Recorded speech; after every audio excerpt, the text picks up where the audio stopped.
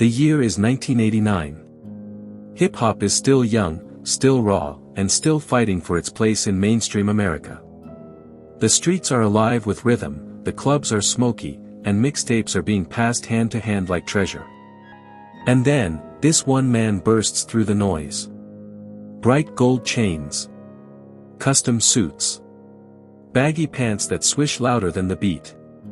He's not rapping in the shadows or on corners. He's rapping under stadium lights, in front of thousands of fans screaming his name. MC Hammer. At first, the industry laughed. They said, he's too flashy. Too commercial. Too pop. But when the numbers came in, the laughter stopped.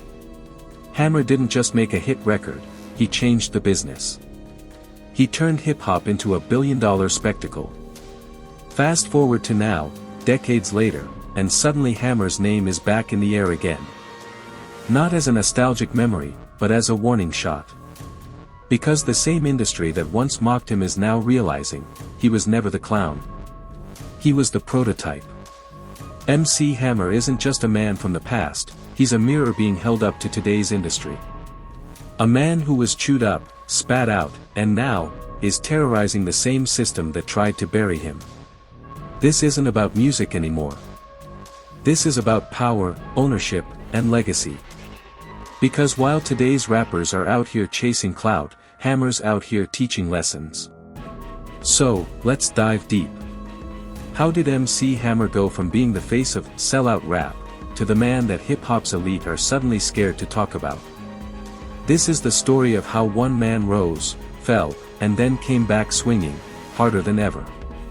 Before the fame, before the flash, Stanley Kirk Burrell was just a kid from Oakland with a dream and a grind that wouldn't quit. Born in 1962, he grew up surrounded by struggle, but also by sound, the rhythm of the Bay Area. Oakland wasn't just his home, it was his training ground. He started as a bat boy for the Oakland A's baseball team, catching the attention of Reggie Jackson, who nicknamed him Hammer, because he looked like baseball icon Hank Aaron. But Hammer wasn't destined to stay on the sidelines. Even then, he was plotting his next move. In the early 80s, Hammer sold mixtapes out of his trunk, the old school hustle. His goal wasn't to impress record execs. He wanted to own his destiny. He built his own label, Busted Records, and invested everything he had, even taking out loans from friends to fund his dream. And then, in 1990, it happened. Please Hammer, Don't Hurt Em dropped, and changed everything. The single, You Can't Touch This, became an anthem. The album went diamond, selling over 10 million copies. That had never been done before in rap. Hammer became the first rapper to fill arenas, the first to sign million-dollar endorsement deals, the first to make hip-hop family-friendly on a global scale. But behind the scenes, not everyone was celebrating. Hardcore rappers called him a sellout. They said he was too safe, too polished, too pop. But what they didn't realize was that Hammer wasn't trying to be them, he was building something bigger. He saw hip-hop as a business, not just a movement. He wasn't just a rapper, he was an architect. Every dancer on stage, every choreographed routine, every light show, it was all designed to turn hip-hop into entertainment history. But when you rise that fast, there's always a cost waiting around the corner. At his peak, MC Hammer was living a life most rappers could only dream about. Private jets. A $30 million mansion in Fremont, California. A personal staff of over 200 people. Dancers, chefs, barbers, bodyguards, all on the payroll.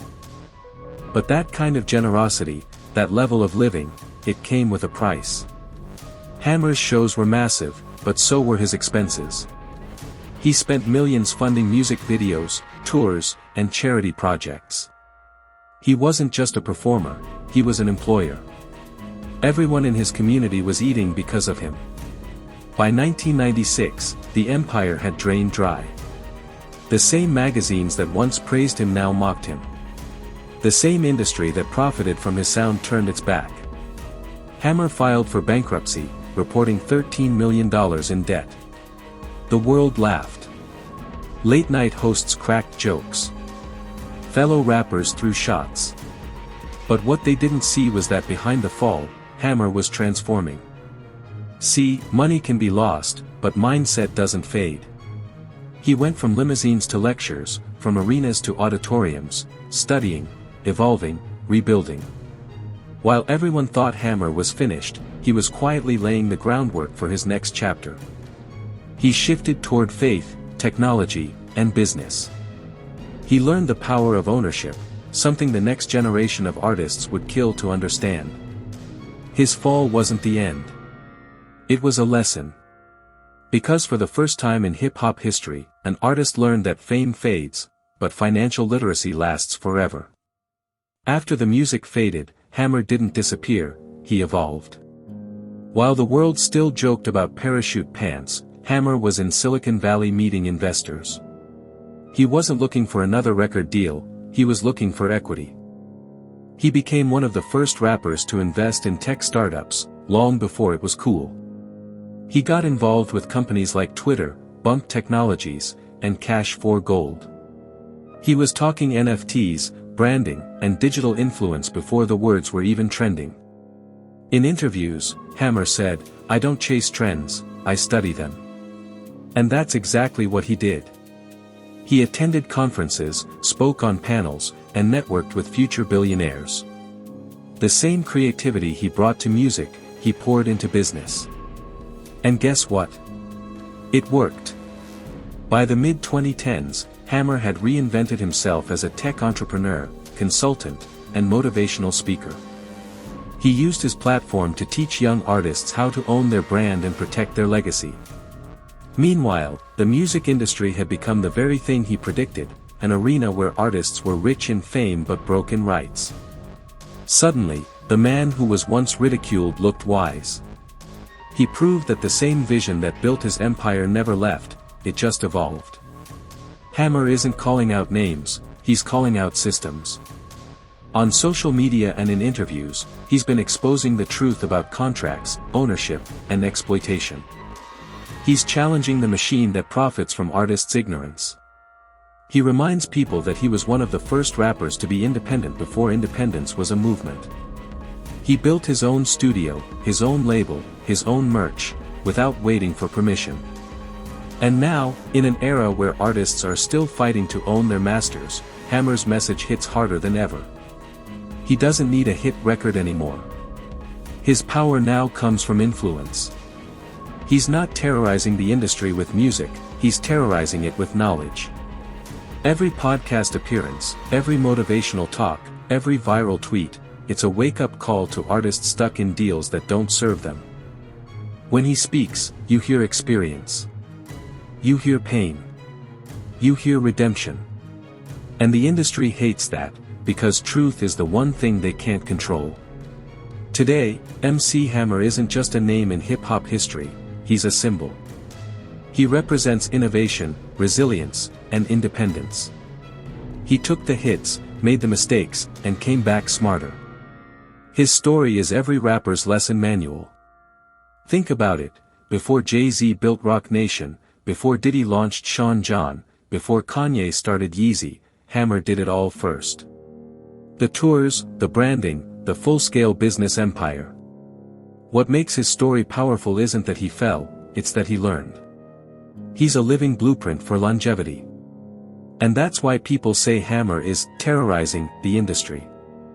Not because he's angry, but because he's reminding them that real power comes from ownership, not validation. Every time he speaks, he challenges the system to do better. Every time his story resurfaces, it forces people to rethink what success really means. The truth? The industry fears Hammer because he already survived the worst thing they can do, taking everything away.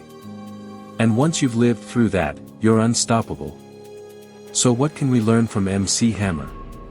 That fame is temporary, but freedom lasts forever. He's not terrorizing the industry with hate. He's doing it with history, with proof, with wisdom.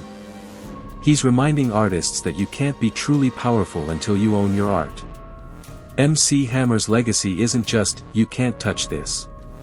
It's "You can't break me." He showed the world that a fall doesn't define you, the comeback does. So to every young artist, influencer, or dreamer watching this, don't chase validation. Chase vision. Don't beg for a seat at their table, build your own. Because the same industry that praises you today will cancel you tomorrow. And when they do, your name, your brand, your mindset, that's what'll keep you alive. MC Hammer proved that being ahead of your time is lonely. Until the world catches up. And now that they finally have, he's standing tall, fearless, and unapologetic. So yeah, MC Hammer is terrorizing the industry. Not with threats. Not with violence. But with the one thing the system fears most. A man they couldn't control.